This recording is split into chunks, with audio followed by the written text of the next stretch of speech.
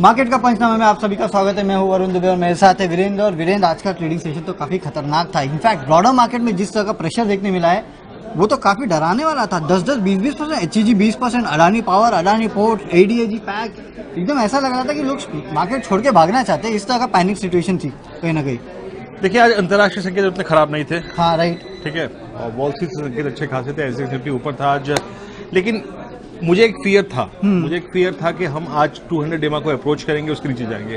Okay. लेकिन ऐसे जाएंगे, स्टॉक्स का बिहेवियर ऐसा होगा जैसे आप देखिए ना, पॉलिटिकली सेंसिटिव स्टॉक्स जो थे वो, जैसे अदानी ग्रुप हो, ADG समूह हो, इनमें सीवियर डैमेज। आपका पूरा का पूरा private banking basket, ICICI bank काफी कमजोर, दूसरे बैंकिंग अगर आप देखें स्टॉक्स कमजोर, HDFC twins, behaviour NBFCs, DHFL को देखिए, ऑलमोस्ट सितंबर लोज को रिविजिट करने के कगार पे है। हाँ। तो बिहेवियर अच्छा नहीं था, स्टॉक फ्यूचर्स की चाल अच्छी नहीं थी। देखिए, बाजार टूटता है, बाजार गिरता है, वो कोई दिक्कत करती है, वो मार्केट की अप्रोच होती है, कभी चलना और गिरना। लेकिन गिरने में भी एक तहजीब होती है, वो तहजीब नहीं थी। ऐसा नहीं होना चाहिए कि कॉन्फिडेंस खत्म हो जाए। ये आज विशिष्ट ट्रेडिंग सेशन देखने मिला। ये उस प्रकार का था, बस एक सुखद एहसास, या फिर आप लीजिए कि इन्वेस्टर्स के हक में बात की गई कि जी के साथ कोई कार्य जांच नहीं हुआ। मैनेजमेंट ने वीकेंड पे कुछ स्पष्टीकरण दिए, कुछ डैमेज कंट्रोल की कोशिश की और वो रंग लाई। और जी में आज एक स्टेबिलिटी थी। देखिए, हम ये कहते हैं कि इन्वेस्टर पॉइंट ऑफ व्यू से कि आज उनके इन्वेस्टर्स के लिए एक राहत का विषय था।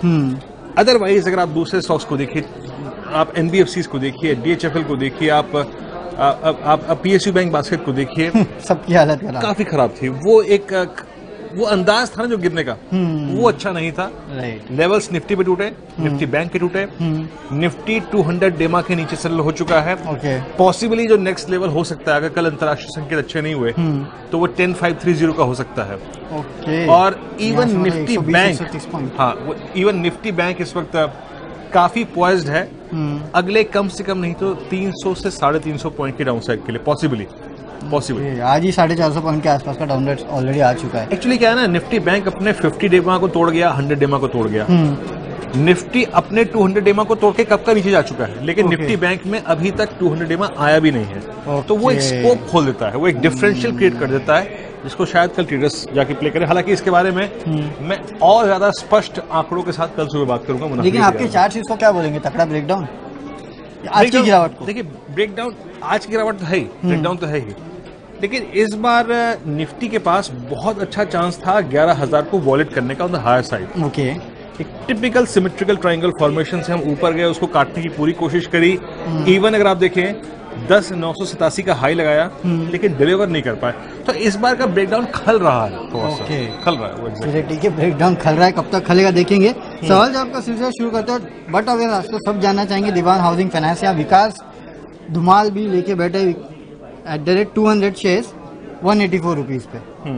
क्या किया जाए सर? 184 रुपए पर आप मेरे ख्याल से आज ही खरीद के बैठे होंगे, आई होप। और मेरे ख्याल से आपने एक चीज देखी होगी कि यार इस दौर का लो है, यहाँ पे ले लेता हूँ, कुछ पैसा कमा लेता हूँ। ये हर आदमी करता है, शायद जिंदगी में हर ट्रेडर करता है ये काम।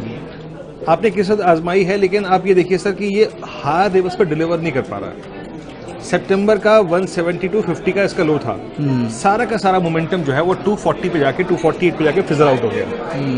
अच्छा, अब क्या है, इस बार के नंबर्स आए, नंबर्स में डिसबर्समेंट 95% डाउन। धंधा ही नहीं था इस बार। लिक्विडिटी की अगर आप देखिए कमी, और बाकी फंडामेंटल पहलुओं पे तो अगर आप देखिए जानती है इस कंपनी के साथ क्या हुआ था। तो अभी याद रखिएगा, अगर आपने ये काउंटर कॉल ली भी है और अगर आप एक गेस वर्क कर भी रहे हैं, आप किस्मत को आजमा भी रहे हैं, तो 172.50 ये आपके लिए एक आखिरी स्टॉप लॉस रहेगा। मैं आपका ओपिनियन है, उसको मैं वेटेज देना चाहूंगा, उसका सम्मान करता हूं। लेकिन 172.50 के नीचे इसका टेक्निकल सेटअप बिगड़ जाएगा। और उस शब्द का मैं इस्तेमाल नहीं करूंगा, लेकिन हाँ, 172.50 के नीचे नहीं रखना चाहिए। चलो, 172.50 इंपॉर्टेंट लेवल है। अगला टाटा मोटर्स, विशाल विजय वर्गीय, इनने लेवल्स नहीं दिए, लेकिन ये तो सभी जानना चाहेंगे कि ऑटो कंपनी में करना क्या। आज हमने वो UBS की रिपोर्ट भी पढ़ी थी, काफी डराने वाली रिपोर्ट थी। वो तो ऐसे बता रहे थे कि BS6 आने के बाद तो इंडिया की ऑटो इंडस्ट्री खत्म हो जाएगी, इस तरह का डरावनी रिपोर्ट थी वो। लेकिन क्या टाटा मोटर्स, याद है बीच में टाटा मोटर्स चलना भी शुरू हुआ था कुछ दिनों के लिए, लेकिन वो 4-5 दिन चला, उसके बाद ये भी ठंडा पड़ गया है। तो अब टाटा मोटर्स पे क्या कॉल है? देखिए टाटा मोटर्स बहुत रिस्की लेवल पे खड़ा नहीं है, इसके साथ अच्छी बात यही है। ओके। रिस्क था मारुति के लिए जो 10,000 का था, वो आज 6500 का हो गया। हालांकि मारुति भी आज गिरा नहीं बहुत। रिस्क था M&M के लिए जो चल चुका था, रिस्क था अशोक लेलैंड के लिए जो चल चुका था, रिस्क था आप देखिए आयशर मोटर्स के लिए, रिस्क था अगर आप देखें बाकी ऑटो कंपनियों के लिए। टाटा मोटर्स इस स्पेस को पहले से ही अंडर परफॉर्म कर रहा था, यानी वो रिस्क, वो नेगेटिव बातें, वो सारे नकारात्मक पहलू प्राइस में ऑलरेडी फैक्टर इन है। ओके।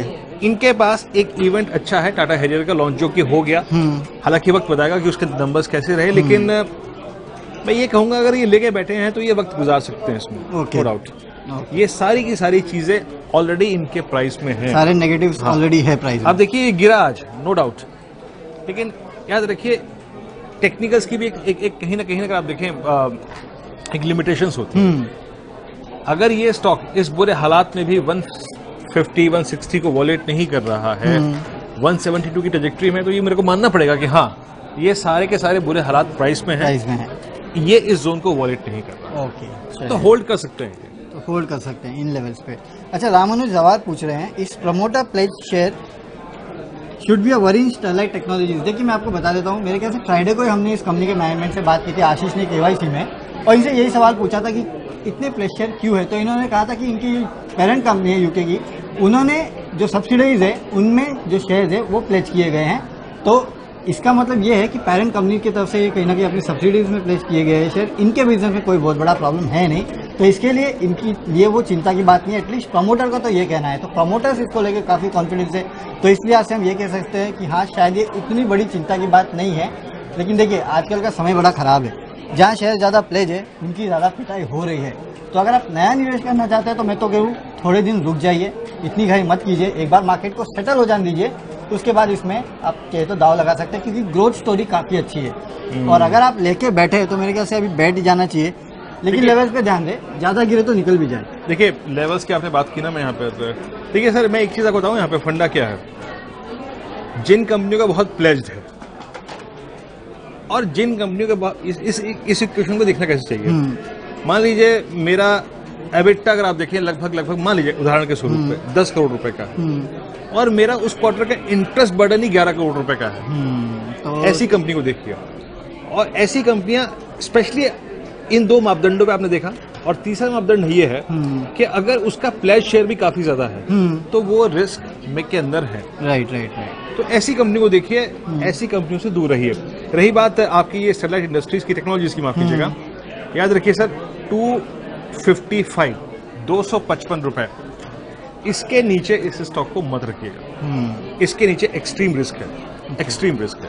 ओके, चलिए हमारी जो सोशल मीडिया वाली है वो कह रही है हमको कि आप बंद कर दीजिए, काफी सवाल जवाब ले चुके, तो आप विदा लेते हैं, है ना। मार्केट में हम आपसे कल फिर जुड़ेंगे आपके सवालों का जवाब देने के लिए। उसमें आपको बताएंगे कि ग्लोबल मार्केट्स के कैसे संकेत है, भारतीय मार्केट को कैसे ट्रेड करना है, और वीरेंद्र आपको बताएंगे कि निफ्टी के कौन से लेवल्स इंपॉर्टेंट है, क्योंकि ये तो पूरा हफ्ता इंपॉर्टेंट रहने वाला है, काफी सारे बड़े इवेंट्स है। तो कल हमारे साथ फिर जुड़िए, तब तक के लिए नमस्कार, बाय बाय, टाटा। नमस्कार।